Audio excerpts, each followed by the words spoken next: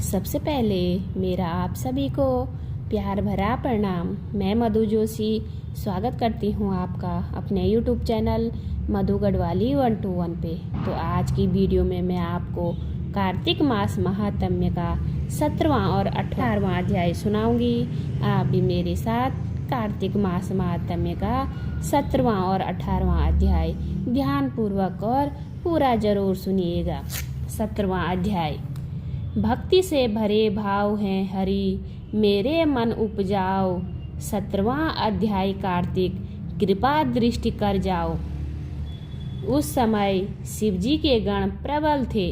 उन्होंने जलंधर, शुभ निशुंभ, महासुर, कालनेमी आदि को पराजित कर दिया।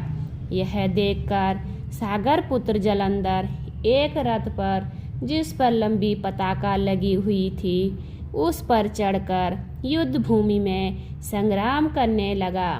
इधर जय और शील नामक शंकर के गण भी संग्राम में तत्पर होकर गर्जने लगे। इस प्रकार दोनों सेनाओं के हाथी घोड़े, शंख, भेरी तथा दोनों ओर के सिंहनाद से धरती त्रस्त हो गई। तत्पश्चात जलंधर ने कुहरे के समान बाणों को चला धरती से लेकर आकाश तक व्याप्त कर दिया और नंदी को 5, गणेश को 5 तथा वीरभद्र को एक ही साथ 20 बाण मारकर उनके शरीर को छेद दिया और मेघ के समान गर्जना करने लगा।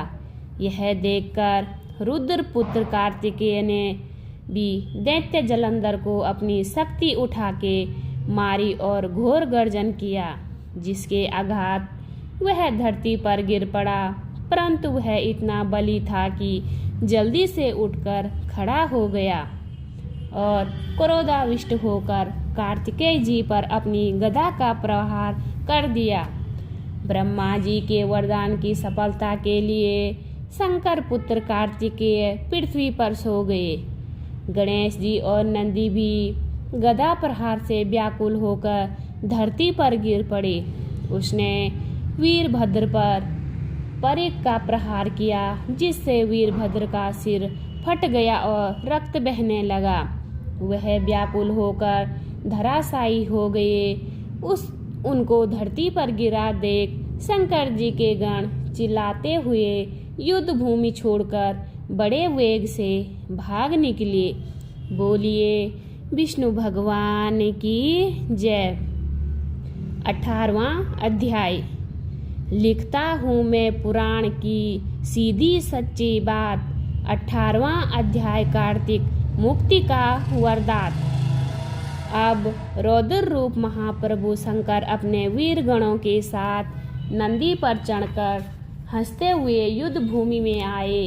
उनको आया देख उनके पराजित गण फिर लौट आए और सिंहनाद करते हुए आयुधों से दैत्यों पर प्रहार करने लगे। भीषण रूपधारी रुद्र देखकर दैत्य भागने लगे। तब युद्ध में अपने अपने दैत्यों को पराजित होते देखकर जलंधर हजारों बाण छोड़ता हुआ भगवान शंकर की ओर दौड़ा। उसके शुभ निशुंभ आदि वीर भी क्रोध से अपने ओंठों को काटते हुए शंकर जी की ओर दौड़े। इतने में शंकर जी ने जलंधर के बाण जालों को काट अपने गणों को निर्भय कर अपने अन्य बाणों की आंधी से दैत्यों को पीड़ित कर दिया। खड़गोरमा नामक दैत्य को अपने फरसे से मार डाला और बालाहक का भी सिर काट दिया। धसमार भी मार गया और शिवगण चिसी से प्रचंड नामक दैत्य का सिर काट डाला। किसी को शिवजी के बैल ने मारा और कहीं उनके बाणों द्वारा मारे गए। यह देखकर जलंधर अपने शुभ निशुंभ आदि दैत्यों को भी धिक्कारने लगा और भयभीतों को धैर्य देने लगा। पर किसी प्रकार भी वह त्रस्त दैत्य दोबारा युद्ध भूमि में जाने को तैयार न हुए। दैत्य सेना ने पलायन शुरू कर दिया। तब महाक्रोध जलंधर शिव जी को अपनी ओर ललकारने लगा। साथ ही उसने 70 बाण मारकर शिव जी को दग्ध कर दिया तथा और भी बहुत से बाणों का प्रहार किया। शिव जी उसके बाणों को काटते रहे, यहाँ तक कि उन्होंने जलंधर की ध्वजा, क्षेत्र और धनुष को भी काट दिया। फिर 7 बाण मारकर उसके शरीर में आघात पहुंचाया। धनुष कट जाने से जलंधर ने प्रचंड बाण मारकर उनकी गदा के टुकड़े कर दिए। तब उसने समझा कि शिव मुझसे बलवान है, अतः उसने गंधर्वी माया उत्पन्न कर दी। अनेक गंधर्व अप्सराओं के गण पैदा हो गए। वीणा और मृदंग आदि बाजों के साथ नृत्य व गान होने लगा। इसमें अपने गणों सहित रुद्र भी मोहित हो गए। उन्होंने युद्ध बंद कर दिया। फिर तो काम से मोहित हो जलंधर जल्दी से त्रिनेत्र भगवान शंकर का रूप धारण करके वृषभ पर बैठ पार्वती के पास जा पहुंचा। उधर जब पार्वती ने अपने पति को आते देखा तो अपनी सखियों का साथ छोड़ दिया और आगे आई। पार्वती को देखकर कामातुर जलंधर का वीर्य पतन हो गया और उसके पवन से वह जड़ भी हो गया। गौरी ने उसे दानव जाना तो वह अंतर्ध्यान होकर उत्तर की ओर मानस पर चल गई। वहां पार्वती को देखकर जलंधर फिर शिव जी की ओर लौटा। उधर पार्वती जी ने भगवान विष्णु को बुलाकर दैत्य व कृत्य कहा और यह प्रश्न किया कि क्या आप इससे अवगत हैं। भगवान विष्णु ने हाथ जोड़कर उत्तर दिया, आपकी कृपा से मुझे सब कुछ ज्ञात है। हे माँ, जो आज्ञा हो पालन करो।